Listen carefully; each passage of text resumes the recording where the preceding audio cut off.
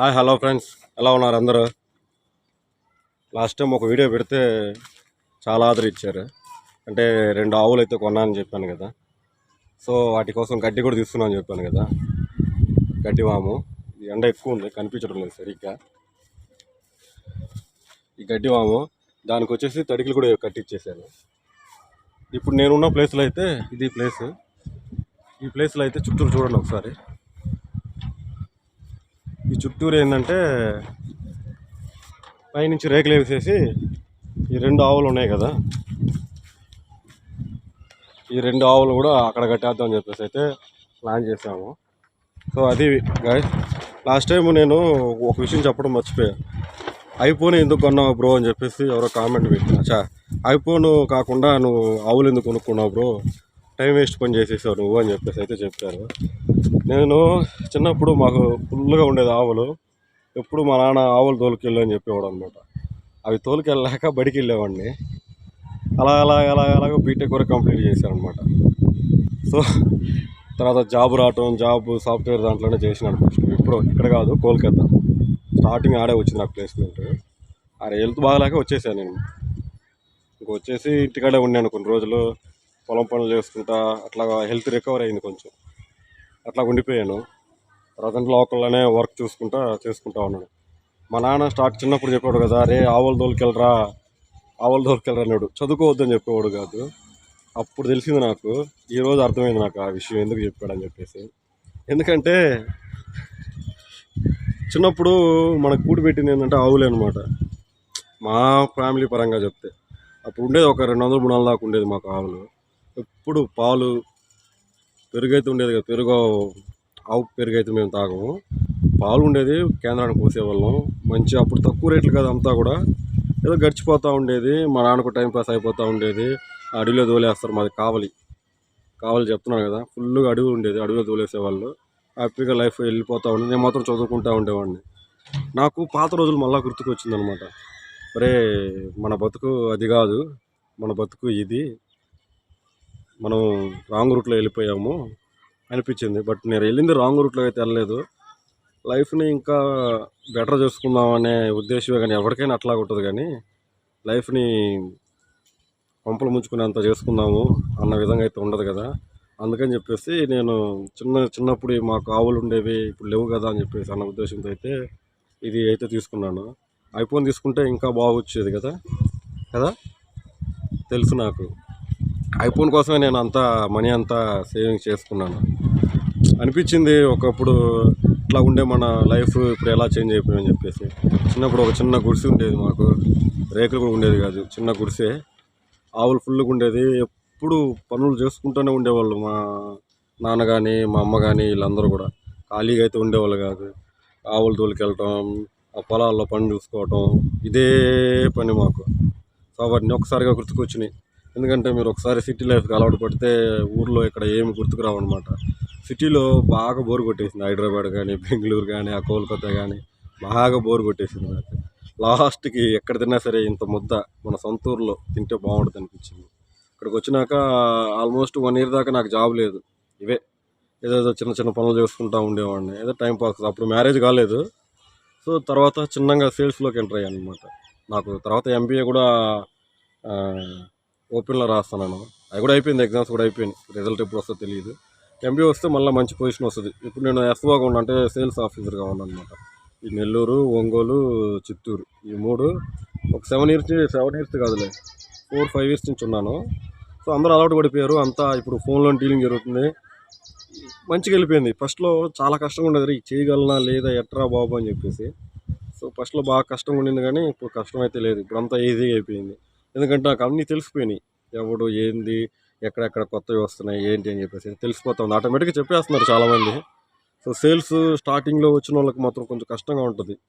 అది వెళ్ళే కొంది ఏంటంటే అందరూ అలవాటు పడిపోయిన తర్వాత ఇంకా చాలా హ్యాపీగా ఉంటుంది అది.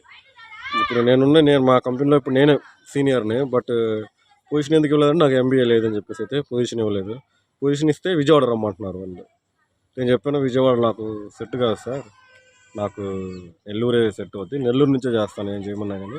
మీరు విజయవాడ చూడమంటే విజయవాడకి అప్ అండ్ డౌన్ చేస్తాను. నెల్లూరు నుంచి మార్నింగ్ నాకు సింహపూరి ఎక్స్ప్రెస్ ఉంది. చూసుకొని వీక్లీ 2 టైమ్స్ 3 టైమ్స్ అయితే మన కస్టమర్స్ ఎవరైతే ఉన్నారో వాళ్ళు విజిట్ చేసుకొని ఏమైనా వర్క్ ఉంటే చూసుకుంటానని చెప్పాను. కంపెనీ వాళ్ళు కూడా ఓకే చెప్పారు. మేబీ మార్చ్ అయిపోయింది కదా, ఈ మార్చ్ తర్వాత మనకి మంచి పొజిషన్ అయితే ఇస్తామని చెప్పారు. చాలా హ్యాపీ దానికోసం. బట్ శాలరీ కూడా దానితో పాటే ఇంక్రీజ్ చేస్తామని చెప్పారు. సో ఈ మధ్యలో నేను వీడియోస్ చేయగలనా లేదా అని చెప్పేసి అయితే కొంచెం ఆలోచించాను అనమాట. నాకు పాత ఛానల్ ఉంది కదా, ఆ పాత ఛానల్ నాకు బాగా అలవాటు. ఈ థంబ్నెయిల్స్ ఇవి అన్నీ కూడా ఆ పాత ఛానల్ ఎందుకో ఎక్కువ మూగాల. ఒక్కోసారి మీరే ఆలోచించండి. కొంతమందికి 20 లక్షల మంది సబ్స్క్రైబర్స్ ఉన్నా కూడా కొన్ని ఛానల్స్లో వీడియోస్ పెడితే అవి ఒక 1000 మంది 2000 మంది చూస్తారు. కొన్ని ఛానల్స్లో 5000 మంది సబ్స్క్రైబర్స్ ఉన్నా కూడా 1,00,000 మంది 2,00,000 మంది అయితే చూస్తారనమాట. అది ఏందో ఆల్గారిథం అసలు ఎవరు అర్థం చేసుకోలేరు. సో మన పని ఏంటంటే మనకి యూట్యూబ్ అనేది ఒక ఫ్యాషన్గా అయితే నేను చేస్తూ ఉన్నాను. ముందులకైతే వెళ్తూ ఉన్నాను. మీరు కూడా అట్లాగనే ఆదరిస్తున్నారు నన్ను. దాని కొరకు అయితే చాలా చాలా అయితే హ్యాపీ. నా పాత ఛానల్ నెక్స్ట్ మంత్ నుంచి స్టార్ట్ చేస్తాను. ఇది 1K రీచ్ అయిన తర్వాత ఏంటంటే మా వైఫ్కి కొంచెం బాగా అలవాటు అయిపోయింది యూట్యూబ్ అనేది. తను కూడా ఈ స్టిక్ పట్టుకొని హాయ్ ఫ్రెండ్స్, హాయ్ ఎలా ఉన్నారు, ఏం చేస్తున్నారు, నేను చాలా చాలా బాగున్నాను, మీరు కూడా బాగున్నారని చెప్పి అలాగా ఫ్లో అయితే వస్తుందన్నమాట తనకి. దాని వరకు అయితే నేను చాలా హ్యాపీగా అయితే ఫీల్ అవుతాను. దానికి ఎడిటింగ్ ఇలాంటివి ఏం చేత కాదనమాట. ఎడిట్ అంటే నేను వచ్చి చేసుకుంటాను. అది తనకు అదే చెప్పాను నేను.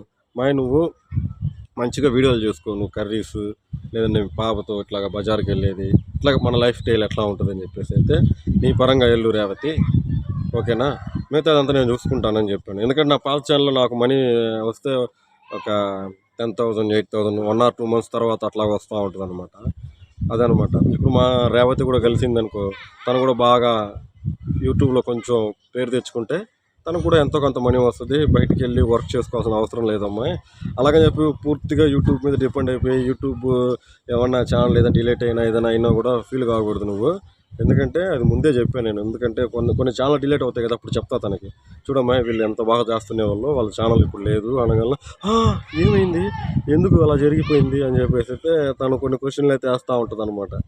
చెప్తా ఉంటాం, ఇట్లా చేయకూడదు తప్పులు, ఇలా చేయకూడదు ఇలా చేయకూడదు. యాక్చువల్గా నాకు తెలియదు ఏ తప్పు చేయాలా ఏం చేయాలని చెప్పేసి. తెలుసుంటే ఇప్పటికి నా channel 1 lakh 1 lakh 3 lakh 4 lakh 1 million కూడా వెళ్ళిపోయాను కదా. అదనమాట. నాకు యూట్యూబ్ గురించి అంతగా తెలియదు. థంబ్నెయిల్ ఎలా చేయాలో తెలుసు, ట్యాగ్స్ ఎలా పెట్టాలో తెలుసు, డిస్క్రిప్షను తెలుసు అనమాట.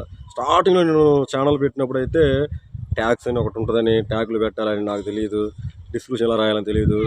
ఇంకా చెప్పాలంటే ఈ థంబ్నెయిల్ ఒకటి మన సొంతంగా రెడీ చేసి పెట్టాలా అని చెప్పేసి అయితే అసలు తెలియదు అనమాట. చూస్తున్న వాళ్ళు వీళ్ళంతా ఎలా పెడుతున్నారు, యూట్యూబ్ నుంచి డబ్బులు వస్తాయి కదా, మరి వీళ్ళు యూట్యూబ్ డబ్బులు కడతారేమో, సో అప్పుడు వాళ్ళు పెడతారేమో, అలా అలా చాలా చాలా క్వశ్చన్లు అయితే అప్పట్లో ఉండిందనమాట. తర్వాత స్టెప్ బై స్టెప్ ఈ టెక్నిక్స్ చూస్తే కొంది ఏంటంటే నాకు అర్థమైంది, అరే ఈ థంబ్నెయిల్స్ మనమే రెడీ చేయొచ్చు అని చెప్పేసి. థంబ్నెయిల్ అనేది అంత సింపుల్ అయితే కాదు. నాకే థంబ్నెయిల్ పూర్తిగా తెలుసుకొని చేయడానికే ఆల్మోస్ట్ 1 or 2 years పట్టిందనమాట. అప్పటిదాకా మీరు నా పాత ఛానల్ రాజు వాణిమల్లి వ్లాగ్స్ దాంట్లో వెళ్ళి లాస్ట్ నుంచి చూడండి, ఫస్ట్ నుంచి కాదు, లాస్ట్ నుంచి చూడండి, మీకు అర్థమైపోద్ది. అక్కడైతే ఎట్లాంటి అట్లా ఉంటుంది అనమాట. అది ఫ్రెండ్స్, మీరు కూడా యూట్యూబ్లో మంచిగా మనీ వస్తాయి. యూట్యూబ్ వీడియోస్ చేయండి, చాలా హ్యాపీగా ఉంటుంది. మనీ అనేది ప్రతిదీ బయటికి వెళ్ళి సంపాదించిన అవసరం కూడా లేదు. యూట్యూబ్లో వన్స్ మీరు క్లిక్ అయ్యారు అంటే, మీకు లక్ ఉంది అంటే, మీరు ట్రెండింగ్ అయ్యారు అంటే ఇంకా మీ దిశ తిరిగిపోయినట్టే. ఎందుకంటే 1 lakh వచ్చేసి 4,000 నుంచి 5,000 రూపీస్ దాకా వస్తాయి. అదే 1 million చూస్తున్న ఛానల్ వీడియోస్ కూడా ఉన్నాయి, 1 crore చూసిన వీడియోస్ కూడా ఉన్నాయి, చూస్తున్నా చాలా వరకు. ఒకసారి ఊహించుకోండి ఎంత వస్తుందని చెప్పేసి. డైలీ వీడియోలు పెట్టే వాళ్ళు ఉన్నారు, ప్లస్ రోజు మార్చి రోజు నెలకు 4-5 వీడియోలు అలా పెట్టే వాళ్ళు కూడా ఉన్నారు. మేము డైలీ పెట్టలేదు, ఇప్పుడు మొన్నటిదాకా డైలీ పెడతా ఉన్నాను. ఒక 1 day అయితే గ్యాప్ వచ్చింది. ఎందుకంటే ఈ ఆవుల వల్ల వీటిని ఏం చేయాలని చెప్పేసి తల కోక్కోబోతున్నా. ఈరోజు అయితే ఆవులు తొలికి వెళ్ళే వాళ్ళు రాలేదు, భలే ఇబ్బంది అయిపోయింది. పచ్చిగడ్డి అయితే కొనుక్కొచ్చాను.